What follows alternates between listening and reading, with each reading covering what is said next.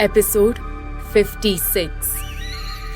अभिमन्यु ने सरला देवी को घर भेजने का सारा इंतजाम कर दिया था। इस बात ने सरला जी को बेहद तकलीफ से भर दिया था। दीनदयाल ने अभिमन्यु की सच्चाई आयुषी को बता दी थी, पर प्रीति ने अभिमन्यु की बेगुनाही सुनने से साफ इनकार कर दिया। अभिमन्यु ने दीनदयाल से जल्द किशोरी लाल का पता लगाने को कहा। वहीं रात के अंधेरे में सरला देवी छत की मुंडेर पे खड़ी हो गई। छत की मुंडेर पर चढ़े हुए सरला देवी ने नीचे देखा। नीचे देखने भर से ही उन्हें चक्कर आने लगे। डर से उनकी रूह कांप गई। उसने खुद में ही बड़बड़ाया, नहीं, मैं ये नहीं कर सकती। पर वो संभल के नीचे उतर पाती उससे पहले ही सरला जी के पैर लड़खड़ा गए और वो छत पर सर के बल गिर गई। सरला जी के मुंह से चीख निकल गई। किसी तरह हिम्मत करके वो उठी और अपना पैर सहलाने लगी। एक राहत की सांस भरते हुए सरला देवी ने खुद से कहा, बाल बच गई, मरना नहीं था मुझे। हे भगवान, मेरी जान बचाने का शुक्रिया। सरला देवी के पैर में मोच जरूर आ गई थी। उन्हें हल्का दर्द था। तमाम मशक्कत के बाद लंगड़ाते और लड़खड़ाते वो नीचे बगीचे की तरफ गई। बगीचे में अभिमन्यु और दीनदयाल अपनी अपनी चारपाई पर सो रहे थे। सरला देवी दबे पांव उनके आगे से निकलती हुई घर के पिछवाड़े की तरफ गई। वो कुछ ढूंढ रही थी। अचानक एक कोने में लकड़े की सीढ़ी देख उनकी आंखें चमक उठी। उन्होंने मुश्किल से वो सीढ़ी उठाई और उसे गेस्ट हाउस की दीवार के सहारे खड़ा कर दिया। सीढ़ी उठाने रखने में एक स्टूल गिर गया, जिसकी आहट से दीनदयाल, जो चारपाई पर खर्राटे ले रहा था, वो उठ गया। उसे लगा घर में कोई चोर घुस आया है। इस बीच सरला देवी सीढ़ी के सहारे दीवार पर चढ़ने लगी। दीनदयाल दबे पांव वहां आया और उसने दीवार से लगी सीढ़ी देखी, जिस पर कोई चढ़ रहा था। इतना अंधेरा था कि दीनदयाल को सरला देवी की शक्ल ठीक से दिखाई नहीं दी। वो चिल्लाने लगा, चोर चोर चोर घुस आया घर में। दीनदयाल ने सीढ़ी पे एक जोरदार धक्का मारा। सरला देवी खुद को संभाल नहीं पाई और दीनदयाल के ऊपर गिर पड़ी। दीनदयाल चीख पड़ा। सरला देवी चोट के मारे बुरी तरह चीखने लगी। चीखे सुन अभिमन्यु भागा भागा वहां आया। उसने देखा सरला देवी दर्द से तड़प रही थी और पास पड़ा दीनदयाल भी करा रहा था। ये सब देख अभिमन्यु हैरान रह गया और बोला, आखिर ये क्या हुआ? कहाँ है चोर? तुम चोर चोर क्यों चिल्ला रहे थे? और अम्मा, आप कर क्या रही है यहाँ?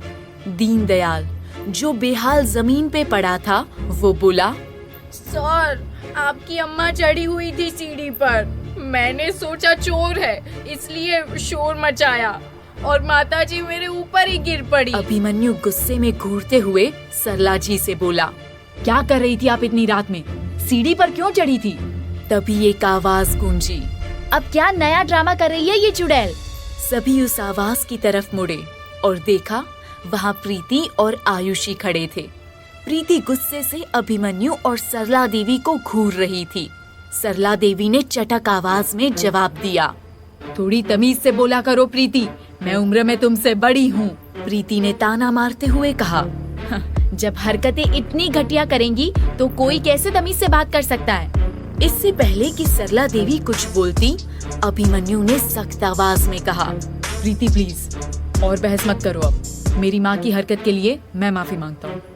आइंदा ये तुम्हें और आयुषी को कोई तकलीफ नहीं देंगी। वो यहाँ से जाने वाली है। प्रीति ने कहा, चलो, ये सुनकर थोड़ी तसल्ली मिली। अब मुझे इनकी शक्ल और नहीं झेलनी पड़ेगी। मुंह फेरते हुए प्रीति आयुषी को वहाँ से लेकर चली गई। जैसे ही प्रीति गई, सरला देवी अभिमन्यु पर बरस पड़ी और गुस्से से बोली, तेवर तो देखो इस लड़की के। मुझे तो ये समझ नहीं आता तुम्हें माफी मांगने की क्या जरूरत थी। ये लड़की इतनी बदतमीज है, फिर भी तुम उसी का पक्ष ले रहे हो। अभिमन्यु ने गुस्से में कहा, अम्मा मेरा मुंह मत खुलवाइए। आप भी जानती है और मैं भी कि कौन कितना गलत है और बदतमीज है। सरला देवी ये सुनकर सहम गई। दीनदयाल और अभिमन्यु ने उन्हें उठाया और धीरे धीरे घर की तरफ ले गए। सरला देवी का पैर इस कदर मुड़ गया था कि जमीन पर खड़े हो पाना नामुमकिन था। सरला देवी के पैरों में सूजन आ गई थी। अभिमन्यु ने जब अम्मा के पैरों की हालत देखी तो उसके होश उड़ गए। उसने दीनदयाल से कहा, ओ गॉड, लगता है अम्मा के पैरों में फ्रैक्चर हुआ है। ये कहकर अभिमन्यु उनके पैर को थोड़ा हिला डुलाकर देखने लगा। सरला देवी दर्द से बुरी तरह कराहने लगी। दर्द बर्दाश्त से बाहर होने पर सरला देवी ने जोर से चिल्लाकर कहा, मत छुओ, बहुत दर्द हो रहा है। अभिमन्यु समझ गया कि पैर में मोच नहीं, फ्रैक्चर है। उसने सरला देवी से कहा, कल तक इस दर्द को सहन करना पड़ेगा। मैं आपको एक पेन किलर देता हूँ। कल सुबह अस्पताल जाकर पैरों को प्लास्टर करा लेंगे। पेन किलर खिलाने के बाद अभिमन्यु ने पूछा, वैसे आप आधी रात को सीढ़ी चढ़ क्यों रही थी? सरला देवी ने सहमे हुए स्वर में कहा, बेटा, मैं अगर कुछ भी कहूंगी तुम्हें गलत ही लगेगा। अभिमन्यु ने उन्हें घूरते हुए कहा, बेझिझक बोलिए, मैं सुनना चाहता हूँ। आपके दिमाग में क्या फितूर चल रहा था? सरला देवी बच्चों की तरह रोने लगी और बोली, जब मुझे लगा कि मैंने तुम्हें हमेशा के लिए खो दिया तो मुझे जीने का कोई अर्थ नहीं लग रहा था। पहले मैंने सोचा कि मैं छत से छलांग लगाकर अपनी जान दे दूं। अभिमन्यु और दीनदयाल ये सुनकर हैरान रह गए।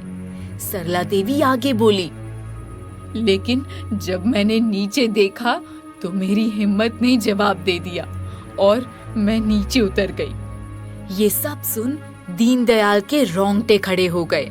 अभिमन्यु के भी नसों में खून जम गया। सरला देवी अपने बहते आंसू पोंछते हुए बोली, फिर सोचा कि गार्डन में सीढ़ी लेकर चढ़ जाऊं और वहां से कूद जाऊं, इसीलिए मैं सीढ़ी चढ़ रही थी। शायद थोड़ी बहुत चोट देखकर तेरा दिल पिघल जाए और तू मुझे वापस भेजने की जिद छोड़ दे। सरला जी की कहानी सुन दीनदयाल भावुक हो गया। वो किसी बच्चे की तरह सिसकारियां लेने लगा। तभी अभिमन्यु ने उसे ऐसा घूरा कि वो चुपचाप वहां से चला गया। अभिमन्यु ने सरला देवी से कड़क आवाज में कहा, अम्मा, छोटी बच्ची हो क्या आप? पर अब कोई ड्रामा मुझे नहीं चाहिए। और ये मत भूलिएगा, मेरा आपको माफ करने का कोई इरादा नहीं है, तो ये सब हरकतों से कोई फायदा नहीं। अभिमन्यु वहां से चला गया। सरला देवी रुआंसी होकर बोली, मैं तुझे मना कर ही रहूंगी। मेरा एक प्लान तो सफल हो गया, अब दूसरे की बारी। पता नहीं सरला देवी के मन में क्या चल रहा था, लेकिन उन्होंने ठान ली थी कि वो अभिमन्यु का दिल पिघला कर ही रहेगी। अगले दिन अभिमन्यु सरला देवी को अस्पताल ले गया और प्लास्टर करवाकर वापस ले आया। जब अभिमन्यु घर पे नहीं था, तब सरला देवी ने दीनदयाल को अपने पास बुलाया और कहा, दीनदयाल, मुझे तुम्हारी मदद चाहिए। मेरे पास एक आखिरी मौका है प्रायश्चित करने का। मैं मानती हूँ जो मैंने प्रीति और अभिमन्यु के साथ किया वो गलत था, लेकिन अब मुझे भी एक मौका मिलना चाहिए अपनी गलती को सुधारने का। दीनदयाल को सरला देवी की बातों में सच्चाई महसूस हुई। उसने कहा, बोलिए मैडम जी, क्या करना है? मैं आपकी मदद जरूर करूंगा। सरला देवी ने दीनदयाल के कानों में कुछ फुसफुसाया। वो सुन दीनदयाल की आंखें चौड़ी हो गई। दीनदयाल ने खिलखिलाकर कहा, क्या बढ़िया आइडिया है मैडम जी, आप तो कमाल हो।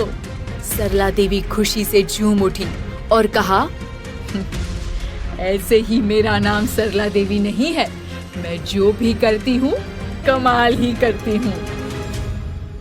ऐसा क्या करने वाली थी अब सरला देवी? क्या सच में उनका इरादा अभिमन्यु और प्रीति को मिलाने का था? आखिर कैसा खेल खेल रही थी सरला देवी? पता चलेगी सरला जी की हर चाल। कहानी चकिया की डायन के अगले एपिसोड में।